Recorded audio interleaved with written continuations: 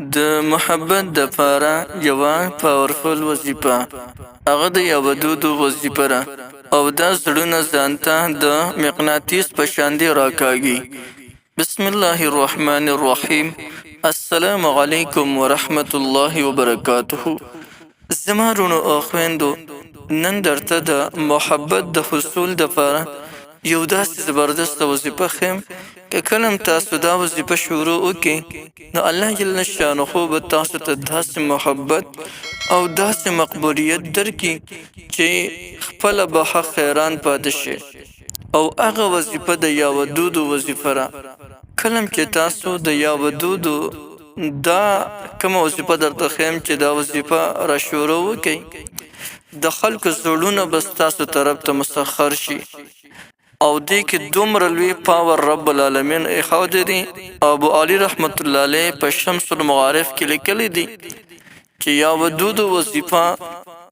داسې پاورفل وظیفه ده چې دا ځان ته زړونه په شان د مقناطیس راکاږي. خصوصا هغه حلقه چې هغه د خلکو د نظر نه پریوتې وي او خلک هغې ته د محبت په نظر باندې نه ګوري. او بعضې ملګري کله کلمات داسې ووایي یا مونږ ته کمنټ وکړي وي یره جي زه یکې تنها یم، نه را باندې یو کس اعتماد کوي او نه را سره څوک مینه او محبت کوي، د هر چا د نظر نه چپ راغلی یم. یو داسې خاص وظیفه راته وښوه چې دا تمام مخلوق په ما باندې مهربانه شي او دا مخلوقات خلکه دا زما سره مینه او محبت شروع کړي. نن چې دا کومه وظیفه درته ښیم د یا ودودو ده، نو دا وظیفه د دغه رونه او دغه خویندې شروع وکړي نو رب العالمین به هغې ته یو ډېر زیات عجیب قسم محبت ورکړي او بیا هغه داسې محبت به ورته رب العالمین ورکړي چې د هر چا په زړه کې به د دوی دپاره ځای وي. دا دومره پاورفل وظیفه ده چې د دې وظیفې بار بار ازمایله شوې ده دا وظیفه،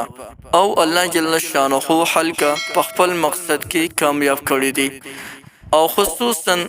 دا وظیفه د هغه خلکو دپاره هم کولی شي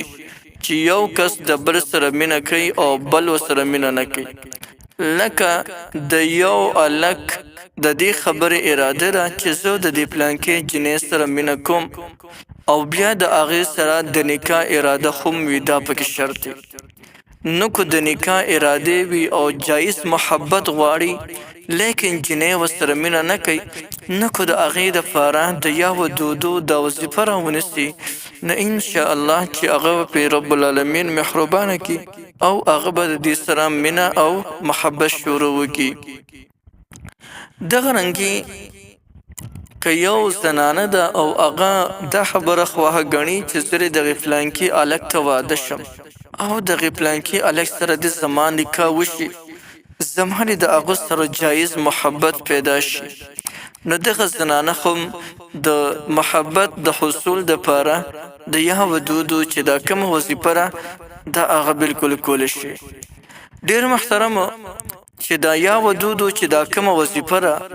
دا خصوصا د قوم د مشرانو خلکو دپاره ډېره زیاته مناسبه ده. عام خلک یې هم کولی شي، لیکن د جرګو مرکو چې کم کسان دي که هغوی د یا ودودو وظیفه شروع وکړي نو رب العالمین به د دوی مینه د خلکو په زړونو کې واچي. او کله چې د چا په زړه کې د یو کس مینه پرېوتله نو بیا هغه د ده معشوق شو، نو بیا قاعده دا ده چې عاشق د معشوقې هر یو خبره مني. نو که د قوم سرداران او غټان خلکه ملکان خلکه یعنی هغه خلکه چې هغه د قوم مشران وي او جرګې کوي مرکې کوي، د هغوی دپاره د یا ودودو دغه اسم مبارک او د دې ذکر کول ډېر زیات مناسب دي. محترمو، الله جل جلاله انسان پیدا کړی دی، په انسان کې د محبت معنی ایښودې ده او دا فطري طور باندې د یو انسان زړه بل انسان طرف ته مایله کیږي، لیکن کله کله مخې ته څه ناڅه رکاوټونه راوځي. اوس د هغه رکاوټونو او د هغه بندشونو د ختمولو دپاره د یا ودودو د وظیفه شروع وکړه، ان شاء الله ته وګوره چې رب العالمین تاسو ته څنګه بسیاره محبت درکړي او بل دومره پاور رب العالمین په یا ودود وظیفه کې خو دري چې ابو علي رحمت الله علیه په خپل لیکلي دي چې دا ځان ته زړونه په شان د مقناطیس راکاږي نو څومره پاورفل وظیفه ده یقینا چې د دې وظیفې نه خو مونږ نن لازما پیدا واخلو راځي د وظیفې کولو طریقه درته خیم ډیره زیاته اسانه طریقه ده د دې وظیفې سره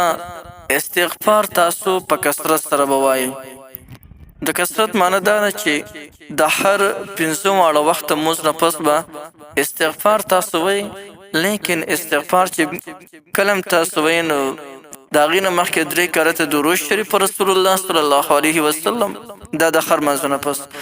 3 کرته پر رسول الله صلی الله علیه وسلم مبارک درود شریف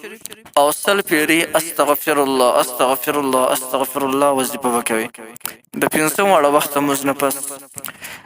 او بیا د ستاسو په خلی باندې چې هر وخت دا درود شریف دا دغه وظیفه جاری وي یا ودود یا ودود یا ودود پناست املاست ولاړه چې په هر حالت کې خو تاسیه